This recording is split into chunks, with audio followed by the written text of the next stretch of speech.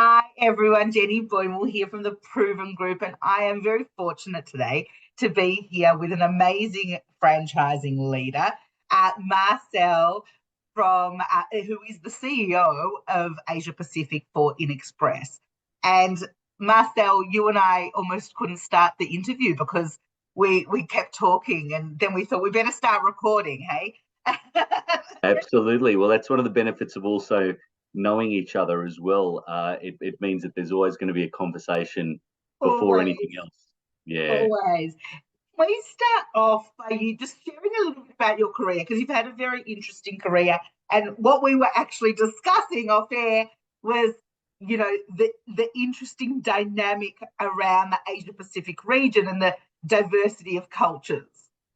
Yeah, absolutely, Jenny. From my perspective, I've been in this Asia Pacific CEO role at InXpress now for 4 years. Prior to that, I ran Australia and New Zealand for InXpress. And um, prior to my franchising experience, which is probably now approaching, 14 years or thereabout, I was in the technology sector, and so through all of that, I've had exposure to the region globally as well, with a lot of different cultures, and there are certainly different considerations with those different cultures, particularly in Asia. When I look at some of my countries with India and Vietnam and Hong Kong and South Korea. I mean, they're quite distinct and they're quite different in many aspects from a market perspective, but culturally, how they go about their work, and certainly from a franchising perspective and how you engage with the franchisees as well. So there are differences. But having said that, Jenny, I think that also the fundamentals of franchising, the fundamentals of leadership is still very much the same. And I think that those particular aspects is something that you take in, and that not just at my level, but other people as well in the business and in the franchising sector would certainly take into those countries, whilst being understanding and respectful of those different cultural aspects as well.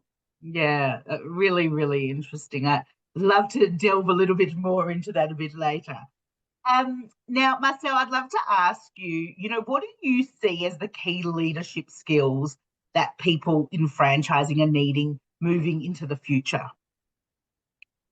Yeah, I think some of the core skills remain the same, and certainly having as a leader that emotional intelligence and being able to balance, I think, and have an emotional connection to your teams, to the business generally, to definitely to the franchise network and to any other partners as well. I think having that understanding, being empathetic, I think is really a key aspect of any leadership role, any management role.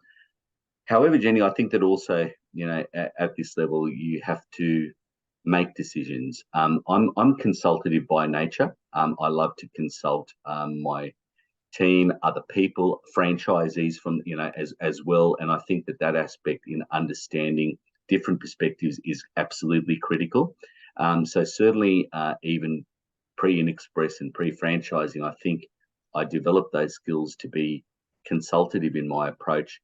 But at the same time, all of that being said, you have to be strong and you have to have a level of conviction about you to make those decisions, stand by the decisions, support people to be successful around whatever those decisions are, both from a head office perspective and from a franchisee perspective, but also be open and flexible enough to pivot when you need to from those decisions that are made, and don't be too bullheaded.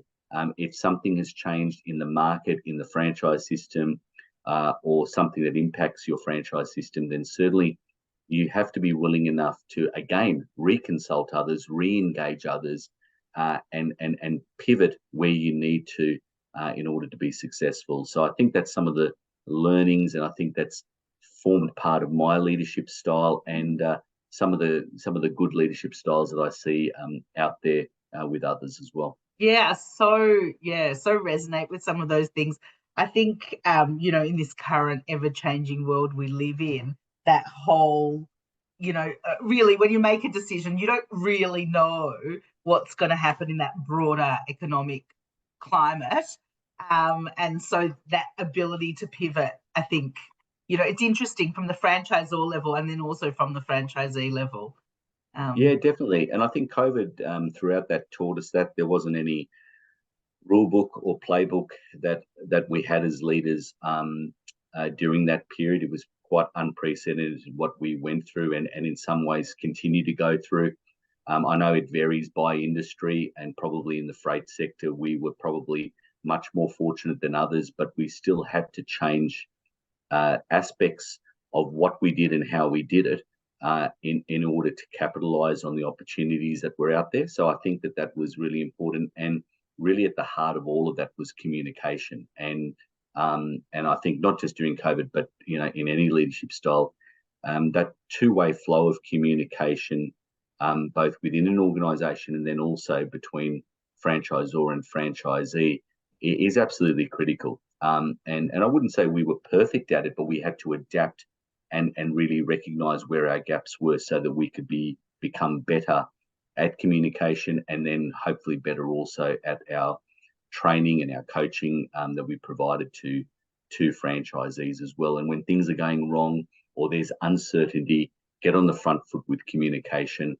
Even if you have to deliver bad news, it's better to get that out in the open and then to deal with it, and then to actually move forward in a positive manner. And I think that's the other part through COVID, but also just in general. I suppose it links into leadership around the importance of communication. Yeah, wow. Yeah.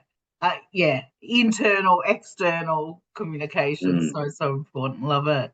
Can I ask you, you've had an amazing career and you've obviously worked with some incredible people. Who have been the biggest inspirations on you in making you who you are today? Yeah, there's quite a few people. I think that now that I could say that, probably early in my career would have been a little bit different. But if I look all the way back, then certainly my late father was somebody who he worked in management, and particularly in sales and marketing management in the airline and tourism industry. So I think that there were a lot of wonderful traits and people-related traits that he had that I like to think rubbed off on me as well. So I think that from that aspect, he was somebody I very much looked up to, and I think also I've been really lucky, Jenny, to have some good managers. Now, the other thing is, or other leaders that I've learned from in certainly in the technology sector, and then going into franchising as well, a number of them. I also saw, and I don't want to be critical, I think that there were different leadership styles, and there were styles that you learn from that you don't want to do. And it may not be that is the wrong management style, but it just might not be the right one for what you're in and what you have to do. And when I look at InXpress and I look at franchising, really it takes a collaborative and very progressive approach and thought process to the strategies you implement, consulting with others as well. And there's a number of people in different roles that I saw through my career that was really interesting. And I think that I've taken different aspects there. So from a number of different leaders, from a more external perspective, it's quite interesting. I mean, there's a number of people. It might be a little bit controversial, but somebody who I liked early in my career and read a lot about and saw was Richard Branson. Oh, yeah. I think I like as much about his success and a gung-ho approach and thinking outside the box type approach with a number of different things. I think there's also, I suppose, things to take away from his failures as well. And he failed just as much as he succeeded. And I think that's quite interesting when you go a little bit deeper into that aspect as well. So people like that, Nelson Mandela as well. I think whilst not directly in leadership, I think when you look at people that go through adversity and read about them and what they went through to then come out with such a positive approach that made change through adversity. I think that shows a hell of amount of resilience as well. So I think that there's people that I've read their books, and I've won't say I follow closely, but follow enough of in that aspect, who are probably in the public eye, who have either still alive or passed away, who provided some good learnings as well. Yeah, I love that. Gosh, Nelson Mandela is such an interesting one. Standing up for what you believe in. So many lessons from there, aren't there? Yeah, definitely. Yeah, love it. Can I ask you, what do you think? Franchising, as you've said, is a lot about. It's all about people. It's all about communication and that collaborative thinking.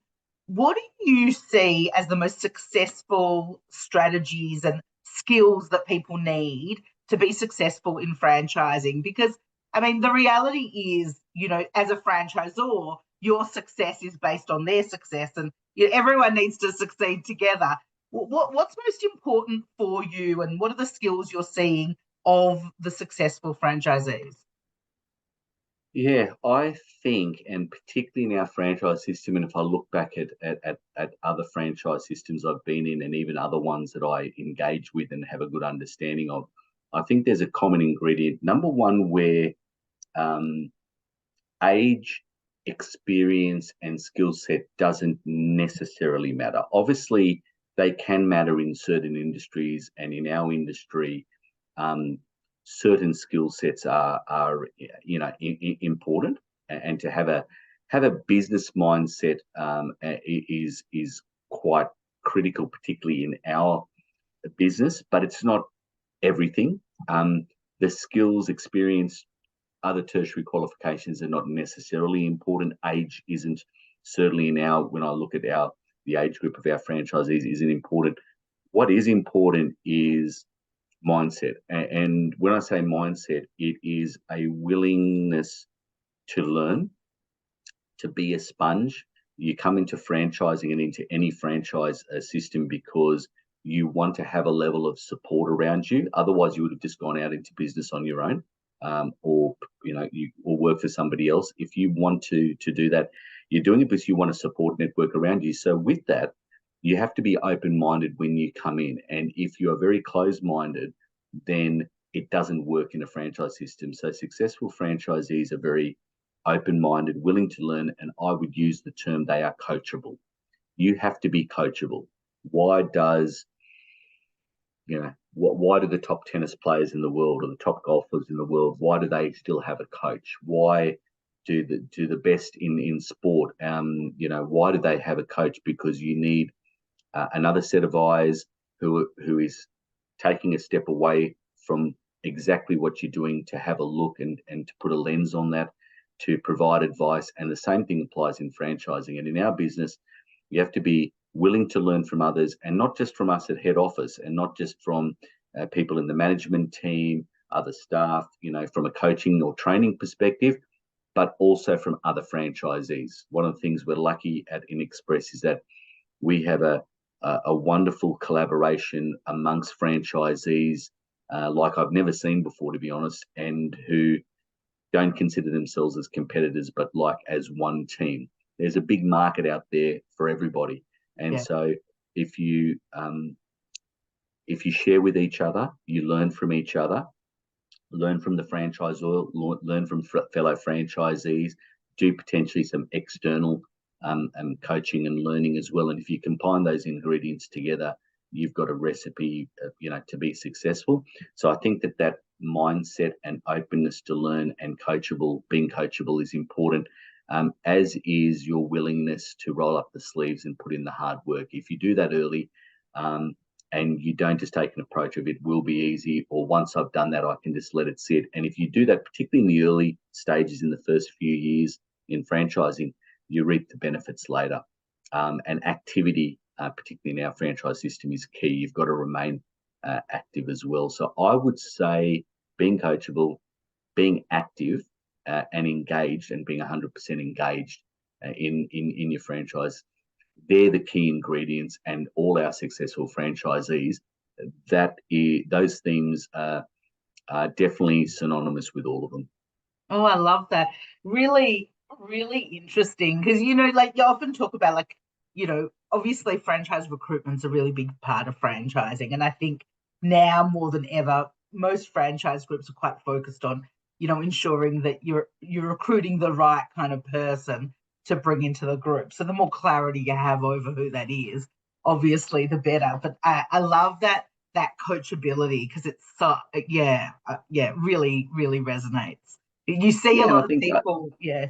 yeah, I think in that decision process of becoming a franchisee, I mean, we've got a pretty detailed discovery process that we go through with prospective franchisees, and it's a much it's a two-way street. It's a decision that's made by them and by us as well. You want to, there's no guarantees, but you want to try to bring in somebody that has the traits I just spoke about, and that they will be successful. If somebody doesn't, that's okay. Maybe that this isn't the franchise system for them. Maybe franchising isn't for them, but that's okay. It's better to find out early and to do a really intense deep dive and discovery process that benefits them and benefits us as well, to make the right decision. It's about quality, not quantity, when it comes to franchise recruitment. Yeah, really, really love the little learnings and insights that you've injected there, Marcel. Thank you so much for joining me. I think Always a people will pleasure. find those insights really, really useful. And it's all about, sharing and looking at how we can build a bit better industry altogether, isn't it? So Yeah, thank you so absolutely, much. Jenny. No, Thank you. absolute pleasure. Nice to speak to you again. Thanks, Thanks. Jenny.